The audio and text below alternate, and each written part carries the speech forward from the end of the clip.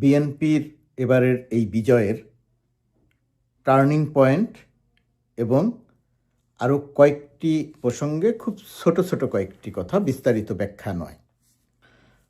প্রথমে যদি বিএনপির এই বিজয়ের বিষয়ে আসি, এই বিজয়টা কিভাবে হলো, এর টার্নিং পয়েন্ট কী ছিল। এ কথা সত্যি যে বিএনপি বিজয়ী হবে এটা প্রত্যাশিত ছিল, কিন্তু প্রত্যাশিত থাকলেও এক ধরনের একটা সংশয় সন্দেহ অনেকের ভেতরেই ছিল। যারা বিশ্লেষণ করেন রাজনীতি, যারা খোঁজ খবর রাখেন, তাদের ভেতরে সংশয় এবং সন্দেহ ছিল। সেই সংশয় এবং সন্দেহ দূর করে বিএনপি বিজয়ী হল। এই সংশয় সন্দেহের কিছু কারণও ছিল।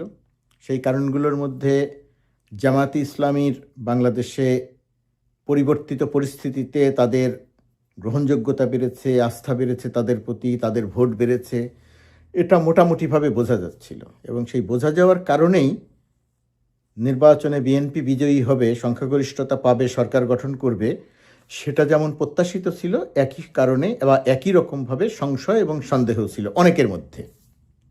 যদিও বিএনপি নেতা সালাউদ্দিন আহমেদ বলেছেন যে প্রত্যাশিত ছিল, সংশয় সন্দেহের কথা তিনি বলেননি, সেটা তার কথা, কিন্তু আমার ধারণা যে সংশয় সন্দেহ ছিল। এই সংশয় সন্দেহ দূর করে কিভাবে বিজয়ী হলো, এই বিজয়ের টার্নিং পয়েন্ট কি?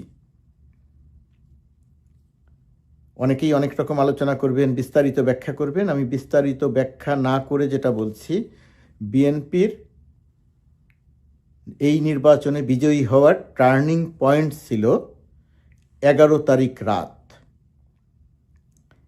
বিএনপি বিজয়ী হবে এটা যেমন প্রত্যাশিত ছিল, একই রকমভাবে এটাও জানা যাচ্ছিল এবং প্রত্যাশা বলতে আশঙ্কা করা হচ্ছিল যে 11 তারিখ রাতে একটা টাকা পয়সার ব্যাপক লেনদেন হবে, ভোট কেনাকাটা হবে। এই টাকা পয়সার লেনদেন, ভোট কেনাকাটা, এইটা করার জন্য মূলত দুটি পথ খোলা রাখা হয়েছিল। একটি পথ খোলা রাখা হয়েছিল বা একটি চেষ্টা ছিল, যে সমস্ত ভোটারদের ভোট কিনতে হবে এলাকা এলাকা বাছাই করে, এর মধ্যে ঢাকা 17 বিশেষভাবে উল্লেখযোগ্য ছিল, আগের থেকে জানা যাচ্ছিল। তো সেই জায়গাটিতে ছিল যে বিকাশ, নগদ বা রকেটে টাকা পাঠিয়ে ভোট কেনা, যে অঞ্চলগুলোর যে এলাকার ভোট বিক্রি হয় এবং কেনা সম্ভব, আপনারা জানেন, আমি আজকে বিস্তারিত ব্যাখ্যায় যাচ্ছি না। সরকারের জায়গা থেকে, নির্বাচন কমিশনের জায়গা থেকে, যেহেতু এই ভোট কেনাকাটা, টাকা পয়সার ব্যাপারটা ছিল, জনগণের সাময়িক অসুবিধা হলেও এই রকেট, বিকাশ, নগদ এগুলো বন্ধ করে দেওয়া হয়েছিল। এগুলো বন্ধ করার ফলে যেটা হলো যে সবার অজান্তে টাকা পরিবহন করা ছাড়াই ভোট যে কেনার যে প্রক্রিয়া চলছিল সেটা বন্ধ করা গেল, সেটা বন্ধ হয়ে গেল।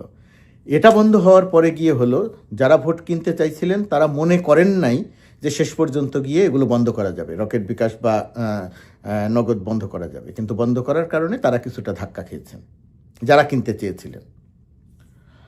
তারপরে গিয়ে নগদ টাকা দিয়ে, টাকা পরিবহন করে ভোট কেনার একটা প্রক্রিয়া শুরু হতে যাচ্ছিল। এই জায়গাটিতে বড় রকমের কৃতিত্ব দিতে হবে আমাদের আইন শৃঙ্খলা রক্ষাকারী বাহিনীকে, বড় রকমের কৃতিত্ব। যখন যেখানে একটু সংবাদ পাওয়া গেছে, তখন সেখানে অত্যন্ত শক্তিশালীভাবে, অত্যন্ত সুচারুরূপে আইন শৃঙ্খলা রক্ষাকারী বাহিনী, বিশেষ করে সেনাবাহিনী অভিযান চালিয়েছে, অত্যন্ত কঠোর মনোভাব নিয়ে অভিযান চালিয়েছে, নগদ টাকা উদ্ধার করেছে।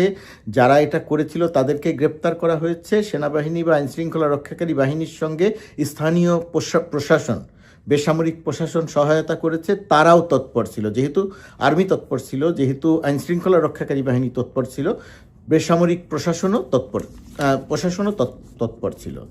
সেই কারণে ছোটোখাটো ঘটনা, টাকা পরিবহন, লেনদেন কেন্দ্রিক যখন যেখানে যে ঘটনা ঘটেছে, সেই ঘটনাটি চিহ্নিত করে তার বিরুদ্ধে ব্যবস্থা নেওয়া হচ্ছে। এই যে চিহ্নিত করে ব্যবস্থা নেওয়া, এটাই হচ্ছে বিএনপির বিজয়ের টার্নিং পয়েন্ট। আপনারা বিশ্লেষণ করে দেখেন, কোনো আসন আছে অত্যন্ত কম ব্যবধানে বিজয়ী হয়েছেন, ঢাকা 17 তারেক রহমানের একটি আসন সহ। যদি ভোট কেনাকাটার জায়গাটিতে চলমান থাকতো তাহলে অনেক অনেক বড় রকমের বিপর্যয়ের একটা শঙ্কা বা আশঙ্কা ছিল। যেহেতু ভোট কেনা, টাকা লেনদেন ঠেকানো গেছে, আটকানো গেছে, প্রতিরোধ করা গেছে, সেই কারণে জনগণের ইচ্ছায় ভোট, তার ভিত্তিতে ফলাফল, এর কোনো ব্যত্যয় হয়নি। দুই একটি কেন্দ্র নিয়ে এদিক সেদিক একটু খাটো অভিযোগ আছে, বিএনপির কিছু অভিযোগ আছে, জামাতের কিছু অভিযোগ আছে, জামাতের হয়তো একটু বেশি অভিযোগ আছে, এনসিপির অভিযোগ আছে। সেই অভিযোগগুলো কোনটা ঠিক কোনটা ভুল আমি সেই আলোচনায় যাব না। হয়তো কিছু ঠিক থাকতে পারে, কিছু ভুল থাকতে পারে, সেটা আলাদা আলোচনা। নির্বাচন কমিশন পর্যবেক্ষণ করবে, মূল্যায়ন করবে, দেখবে। আমি শুধু বলছি 11 তারিখ রাতে টাকা পয়সা লেনদেন, ভোট কেনাকাটা যে ঠেকানো গেছে, আইন শৃঙ্খলা রক্ষাকারী বাহিনী, সেনাবাহিনী যে এখানে অত্যন্ত তৎপর ভূমিকা রেখেছে। দিনের বেলায় তো তৎপর ভূমিকা রেখেছেই, কোথাও কোনো জায়গাতে কোনো অঘটন ঘটানোর কোনো সুযোগ দেয়া হয়নি, কেউ সাহসও করেনি। যে কারণে ইতিহাসের সেরা নির্বাচন, কোনো প্রাণহানি ছাড়া, কোনো সাংঘর্ষিক অবস্থা ছাড়া নির্বাচনটি সম্পন্ন হয়েছে।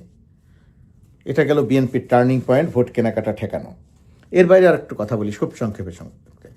আওয়ামী লীগের এই নির্বাচন থেকে অর্জন বা বিসর্জন কি? আওয়ামী লীগের কোনো অর্জন নাই। তারা জনগণকে প্রত্যাখ্যান, ভোট কেন্দ্রে যেতে নিষেধ করেছিল, জনগণ তাদের কথা শোনেনি। আওয়ামী লীগকে আরেকবার এদেশের জনগণ প্রত্যাখ্যান করেছে, আরেকবার এদেশের জনগণের কাছে আওয়ামী লীগ পরাজিত হয়েছে।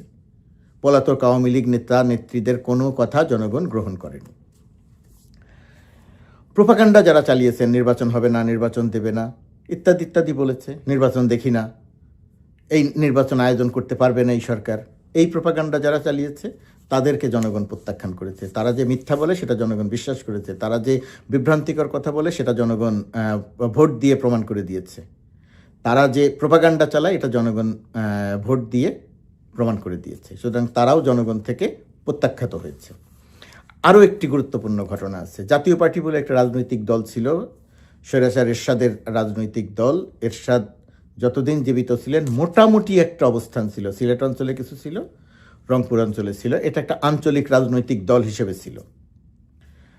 শেখ হাসিনার 17 বছরের 16 বছরের ফ্যাসিস্ট শাসনকালে এই জাতীয় পার্টিকে শেখ হাসিনা ব্যবহার করে তার সকল রকম অপকর্মের বৈধতা দিয়েছে, দেওয়ার চেষ্টা করেছে।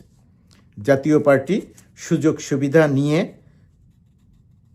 শেখ হাসিনার গৃহপালিত একটি রাজনৈতিক দলে পরিণত হয়েছিল, এবং সেই পরিণত হবার পরিণতিতে আজকে দেশের মানুষ বলতে, যেহেতু আঞ্চলিক রাজনৈতিক দল ছিল রংপুর ভিত্তিক, রংপুর দিনাজপুর ভিত্তিক, সেই আঞ্চলিক রাজনৈতিক দলটিকে জনগণ চরমভাবে প্রত্যাখ্যান করেছে। এই রাজনৈতিক দলটির 12 ফেব্রুয়ারি 1926 সালে মৃত্যু হয়েছে জাতীয় পার্টির। এই দলের চেয়ারম্যান তার নিজ এলাকা, নিজ আসন রংপুরে সম্ভবত 3য় না 4র্থ হয়েছে। সুতরাং জাতীয় পার্টির মৃত্যু হয়েছে। এটাও এবারের এই নির্বাচনের খুব গুরুত্বপূর্ণ একটি দিক। নির্বাচন নিয়ে যারা প্রোপাগান্ডা চালান তারা অনেক রকমের কথা বলেছেন। ভারত, আমেরিকা মিলিতভাবে ডক্টর ইউনূস সরকারের উপরে চাপ দিচ্ছে। তাদের হেডলাইনগুলো এরকম, এবার কি তাহলে এটা হতে যাচ্ছে, এবার কি তাহলে ডক্টর ইউনূস চাপে পড়তে যাচ্ছেন, এবার কি তাহলে এইটা হবে, ইত্যাদি ইত্যাদি। মার্কিন নতুন রাষ্ট্রদূত গিয়ে কি সরকারকে চাপ দিলেন, ইত্যাদি ইত্যাদি। আমরা যুক্তরাষ্ট্রের ওয়াশিংটনে থেকে স্টেট ডিপার্টমেন্ট সহ অন্যান্য সব জায়গাতে কথা বলে বুঝতে পারছিলাম বর্তমান মার্কিন প্রশাসনের বাংলাদেশের নির্বাচন নিয়ে কোনো চাপ নাই। কিন্তু প্রোপাগান্ডাবাজরা মানে আওয়ামী লীগকে খুশি করার জন্যে এই কথাগুলো বলে যাচ্ছিলেন। নির্বাচনের পরপরই ফলাফল ঘোষণার পরপরই বাংলাদেশের যে যুক্তরাষ্ট্রের দূতাবাস আছে, সেই দূতাবাস থেকে বাংলাদেশের এই নির্বাচন, 12 ফেব্রুয়ারির নির্বাচনকে অভিনন্দন জানানো হয়েছে। বিএনপি তারেক রহমানকে অভিনন্দন জানানো হয়েছে। নিশ্চিত থাকেন অল্প সময়ের মধ্যে ভারতও এই নির্বাচন এবং তারেক রহমানকে অভিনন্দন জানাবেন। আওয়ামী লীগের রাজনীতি আপাতত শেষ। এই নেতৃত্ব দিয়ে, হাসিনার এই ফ্যাসিজম দিয়ে, হাসিনার এই হুমকি ধমকি দিয়ে বাংলাদেশে আওয়ামী লীগ রাজনীতি করতে পারবে না। ভারত হয়তো আওয়ামী লীগকে ব্যবহার করতে পারে, কিন্তু আওয়ামী লীগকে ক্ষমতায় বসিয়ে দেয়া, আওয়ামী লীগকে বিশেষ কোনো সুবিধা দেয়া কোনো কিছু ঘটবে না। ভারতও বাংলাদেশের নির্বাচনকে, তারেক রহমানকে অভিনন্দন জানাবে। এটা শুধুই সময়ের ব্যাপার। সবাই ভালো থাকুন।